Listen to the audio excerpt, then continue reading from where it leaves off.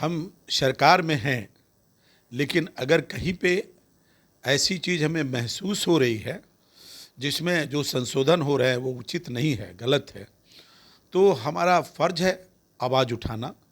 और हमारे राष्ट्रीय नेता चिराग पासवान जी ने जब मुजफ्फरपुर कांड हुआ था उसमें भी चिट्ठी लिखकर अपनी संवेदना व्यक्त की थी। बीमा में भी जो संशोधन हुआ है उसमें भी उन्होंने अपनी विरोध जताई है। तो मैं समझता हूँ कि इसमें कहीं कोई गलत नहीं है।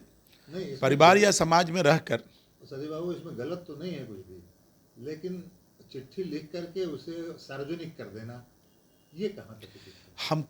हमको अपनी बात रखने की आज़ादी है। हम सरकार में हैं, लेकिन हम जब किसी बात पे सहमत नहीं हैं तो बेहतर है ना कि चिट्ठी लिखकर या जैसे भी हो सार्वजनिक रूप से रखना।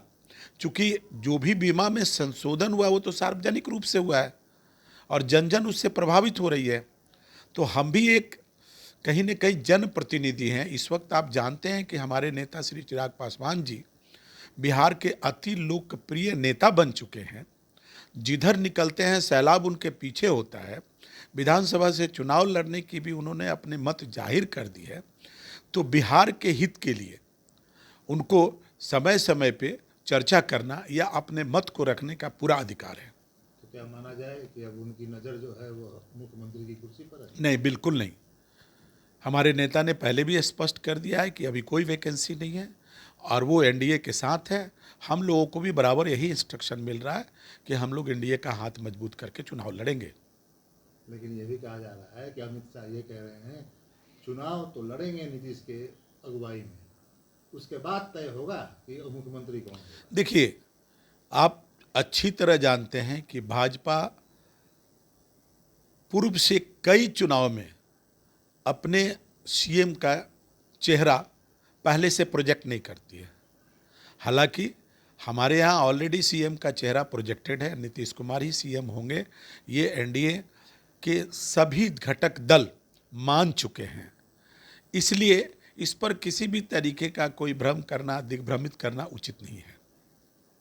29 को आप लोग एक बड़ा कार्यक्रम करने जा रहे हैं, आपको लगता है उससे दलित वोट बैंक आप साध लेंगे? 29 जून को राजगीर में बहुजन भीम संकल्प समागम की एक बृहद सभा होने जा रही है। और इस बृहद सभा का मूल उद्देश्य है कि बहुजन भी कई टुकड़ों में बटे हुए हैं, कई जातियों में विभाजित हैं, अति पिछड़े पिछड़े तरह तरह की चीज़ जो आज़ादी के बाद कुछ राजनीतिक पार्टियां उनको वोट बैंक की तरह इस्तेमाल करती रही और उनको हमेशा छलावा करती रही, जिसके लिए श्रद्धेय रामविलास जी ने भी समय समय पर आवाज़ उठाया। उसी कड़ी को आगे बढ़ाते हुए हमारे राष्ट्रीय अध्यक्ष एक बहुजन भीम संकल्प समागम करने के साथ साथ सब लोगों को ये अवगत कराएंगे कि आप लोग एकत्रित होइए अपने हक के लिए। देश से लेकर के बिहार के अंदर जो भी आप लोगों को सुविधाएं मिल रही है उसको जानिए, समझिए और उसको इस्तेमाल कीजिए। बहु बेटियों पर टाइम टू टाइम जो आप लोगों के साथ अन्याय हो रहा है, अपने हाथ को मजबूत कीजिए और अपनी शक्ति को इस तरह मजबूत कर दिए कि बढ़ते हुए बिहार में अहम हिस्सेदारी हो सके।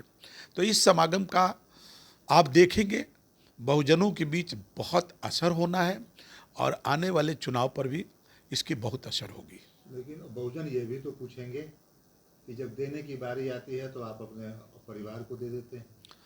पहले भी कई बार मैं बोल चुका हूं कि हमारी पार्टी अनुशासित पार्टी है।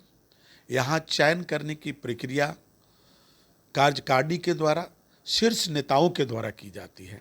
आप ये तो देख रहे हैं कि परिवार को कुछ दिया गया, लेकिन यह नहीं देख रहे हैं कि वह परिवार का व्यक्ति 30-35 सालों से निरंतर एक सच्चे सिपाही की तरह, एक सुरक्षा प्रहरी की तरह पार्टी के लिए काम कितना किया है। निरंतर बिना किसी आशा के, बिना किसी भेदभाव के, बिना परिवारवाद के वो काम करती रही।